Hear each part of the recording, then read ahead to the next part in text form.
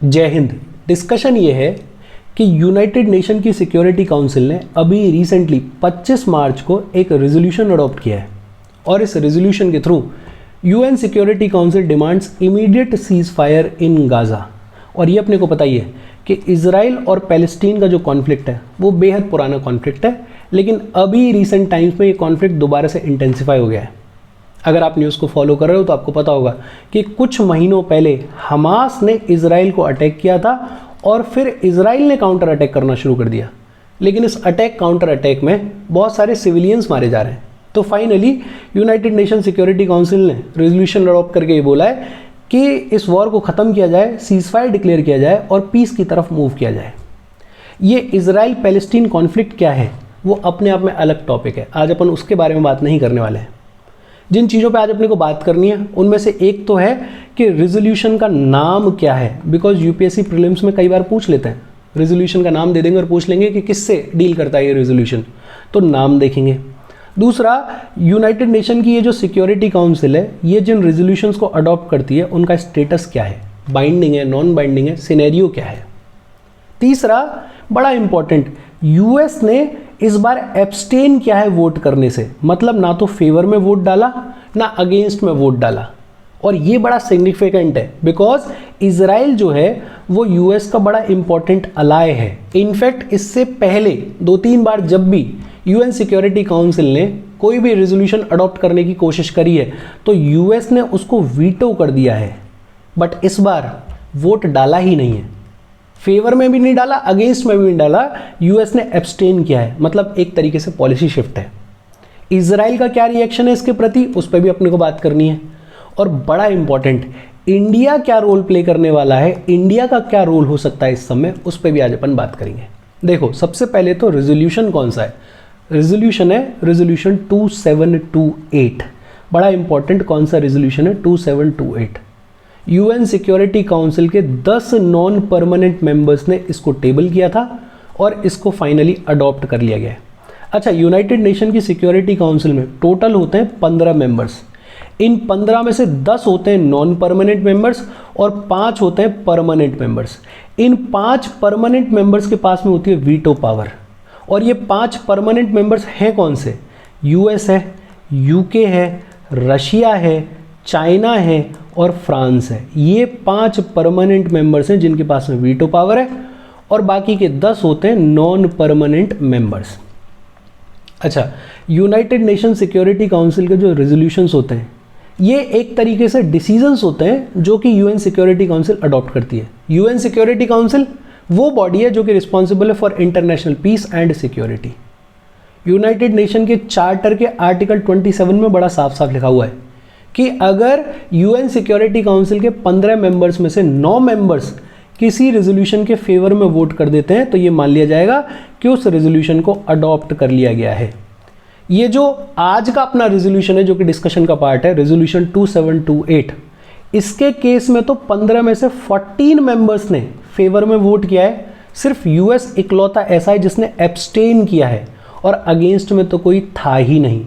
मतलब 15 में से 14 मेंबर्स ये चाह रहे थे कि सीज फायर डिक्लेयर होना चाहिए। इनफैक्ट यूनाइटेड किंगडम ब्रिटेन जो कल तक इजराइल के फेवर में बोलता था, आज उसने भी बोला है कि हाँ यार, सीज फायर डिक्लेयर किया जाना चाहिए।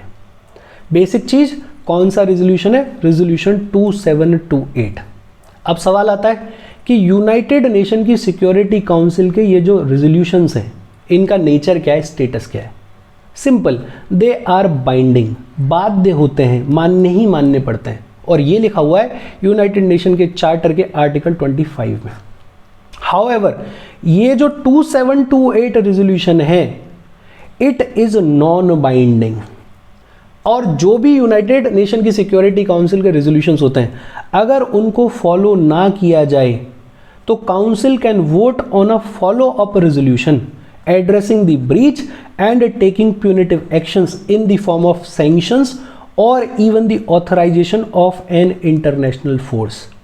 अगर कोई यूएन सिक्योरिटी काउंसिल के रेजोल्यूशंस को फॉलो नहीं करता है, एक्सेप्ट नहीं करता है, नहीं मानता है, तो फिर यूनाइटेड नेशन की security council follow up resolution pass कर सकती है जिसमें कोई भी प्यूनिटिव एक्शन जैसे सैंक्शंस लगाए जा सकते हैं, जैसे इंटरनेशनल फोर्स का भी यूज़ किया जा सकता है जो उस रेजोल्यूशन को नहीं मान रहा है उसके अगेंस्ट में।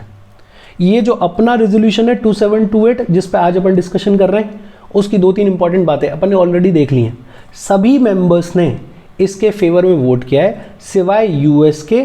यूएस ने एब्सटेन किया है वोटिंग से। पहली चीज़, यूएस ने एब्सटेन किया है, ये बड़ा इंपॉर्टेंट है बिकॉज इससे पहले जब 3 बार ड्राफ्ट रेजोल्यूशंस लाए गए थे तो उनको यूएस ने वीटो किया था। मतलब बड़ा इंपॉर्टेंट पॉलिसी शिफ्ट है in the US's way of looking at the conflict. Israel का रिस्पॉन्स क्या है? इजराइल बट ऑब्वियस सी बात है अनहैप्पी है। इजराइल ने इस रेजोल्यूशन को ब्लास्ट किया है, क्रिटिसाइज किया है। इनफैक्ट इजराइल की एक डेलीगेशन जाने वाली थी यूएस को, उस डेलीगेशन को भी कैंसिल कर दिया गया है। इजराइल का रिएक्शन इससे पहले जो रेजोल्यूशंस पास हुए हैं उनके प्रति क्या रहा है? बड़ा सिंपल, इजराइल ने आज तक किसी भी रेजोल्यूशन को नहीं माना है। जैसे 2016 में एक रेजोल्यूशन पास किया गया था, उसको इजराइल ने इग्नोर कर दिया गया था। Israel ignored the UNSC resolution deeming Israel settlements in the Palestine illegal and a violation of international law. दिसंबर 2023 में एक और रेजोल्यूशन पास किया गया था, उसको भी इजराइल ने इग्नोर कर दिया था।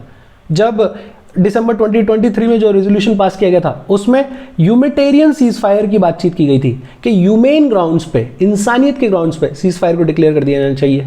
In fact international court of justice ने इजराइल को अक्यूज किया है of genocide in Gaza. Genocide का मतलब जब स्पेसिफिकली किसी कम्युनिटी को रिलीजन के बेसिस पे या नेशनैलिटी के बेसिस पे टारगेट किया जाए with the intention of eliminating them completely, तो उसे बोला जाता है जेनोसाइड। और इजराइल को अक्यूज किया गया है by the international court of justice. इसमें से 2 चीज़ें याद रखने वाली हैं। एक तो इजराइल ने आज तक इस मैटर पे जितने भी यूएनएससी के रेजोल्यूशंस हैं उनको नहीं माना है, और दूसरा इंटरनेशनल कोर्ट ऑफ जस्टिस ने इजराइल को अक्यूज किया ऑफ जेनोसाइड इन गाजा। अब क्योंकि रेजोल्यूशन 2728 पास कर दिया गया है और यूएस के पॉलिसी में शिफ्ट देखने को मिल रहा है, तो अब इजराइल के पास में क्या ऑप्शंस अवेलेबल हैं? पहली बात तो क्या है कि इजराइल को ये जो रेजोल्यूशन पास किया गया है इसको मानना चाहिए। दूसरा, ह्यूमैनिटेरियन एड जो है उसको अलाउ करना चाहिए। गाजा में इतने सिविलियंस मारे जा रहे हैं, उनको ह्यूमन ग्राउंड्स पे एड मदद मिलनी चाहिए। और तीसरा, इजराइल को कोशिश करनी चाहिए कि हमास के साथ में बातचीत करे, कोऑपरेशन करे। इनफैक्ट हमास ने खुद ने इंटरेस्ट दिखाया है बातचीत करने में, इंगेज होने में। मतलब इजराइल को हर वो स्टेप लेने की कोशिश करनी चाहिए जिसके थ्रू ये वॉर ख़त्म हो और पीस एस्टेब्लिश किया जा सके। दूसरा, इजराइल को अब्राहम अकॉर्ड्स के साथ में भी अबाइड करना चाहिए, उनको भी मानना चाहिए। अब्राहम अकॉर्ड्स बेसिकली क्या है? इजराइल और अरब स्टेट्स के बीच में रिलेशंस को नॉर्मलाइज करने के लिए जो डॉक्यूमेंट साइन किया गया है उसको अपन बोलते हैं अब्राहम अकॉर्ड्स। तो इजराइल को इन अब्राहम अकॉर्ड्स को भी मानना चाहिए। उसके अलावा क्योंकि यूएस जो है उसकी पॉलिसी में शिफ्ट देखने को मिला है और इजराइल और यूएस जो हैं बेहद क्लोज अलाइज हैं, तो इजराइल को ध्यान रखना चाहिए और इजराइल को अपनी अप्रोच को उस यूएस या अपने जो भी पार्टनर्स हैं उनके हिसाब से अलाइन करना चाहिए, उनके हिसाब से सोच समझ कर डिसीजन लेना चाहिए। अच्छा, इस मैप का लेना देना ये है कि ज्योग्राफिकल पॉइंट ऑफ व्यू से बड़ा इंपॉर्टेंट जगह है, तो थोड़ा थोड़ा ब्रीफली देख लेते हैं। ये जो पूरा है ये पूरा है इजराइल। इजराइल के इधर है मेडिटेरियन सी, ऊपर है लेबनान, इधर है सीरिया, इधर है जॉर्डन और यहाँ पे है इजिप्ट। इजराइल में ये वाला जो हिस्सा है इसको बोलते हैं गाजा, ये जो हिस्सा है इसको बोलते हैं वेस्ट बैंक और ये जो हिस्सा है इसको बोलते हैं गोलन हाइट्स। इजराइल का मैप बहुत ढंग से देख लेना, अपने बहुत ब्रीफली देख लिया। इधर मेडिटेरियन सी है, ऊपर लेबनान है, इधर साइड में सीरिया है, यहाँ नीचे देखोगे तो जॉर्डन है और इस साइड में नीचे देखोगे तो इजिप्ट है। इजराइल के अंदर ये जो स्पेस है इसको बुलाया जाता है गाजा, इसको बुलाया जाता है वेस्ट बैंक और इसको बुलाया जाता है गोलन हाइट्स। अब इस पूरे इजराइल पैलेस्टीन के कॉन्फ्लिक्ट में इंडिया का क्या रोल है? और बड़ा सिंपल है, दुनिया भर में ज़रूरत है कि पीसफुल सॉल्यूशन निकाला जाए, लेकिन ये पीसफुल सॉल्यूशन निकाल नहीं पा रहा है। उसका बड़ा सिंपल सा रीज़न है कि जो इजराइल की गवर्नमेंट है वो बड़ी रिलक्टेंट हो रही है और वो हर चीज़ को इग्नोर करके सिर्फ बदला लेने पर तुली हुई है। उसको बस ये है कि हमास को एलिमिनेट करना है। तो ज़रूरत यह है कि एक बैलेंस्ड अप्रोच ली जाए और क्योंकि इंडिया का जो रिलेशंस हैं वो अरब कंट्रीज़ के साथ में और इजराइल दोनों के साथ में अच्छे हैं, तो इंडिया को अपने इस इन्फ्लुएंस को यूज़ करके कोशिश करनी चाहिए कि कोई पीसफुल सॉल्यूशन निकल आना चाहिए। India has continuously maintained good rapport with the Mid-Eastern countries and Israel, which can be capitalized effectively. In fact, India was re-elected to the Human Rights Council for the 2022-2024 year. India should use this multilateral forum to act as a mediator to resolve the Israel-Palestine conflict.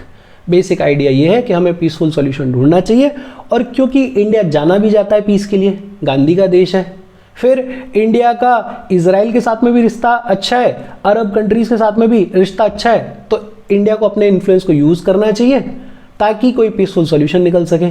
और India जो है उसको human right councils के लिए elect किया गया है for 2022 to 2024, तो इंडिया को इस प्लेटफॉर्म को भी यूज़ करना चाहिए और मीडिएटर के तौर पे एक्ट करना चाहिए ताकि इजराइल पैलेस्टीन कॉन्फ्लिक्ट जो है उसका कोई पीसफुल सॉल्यूशन समाधान निकल सके।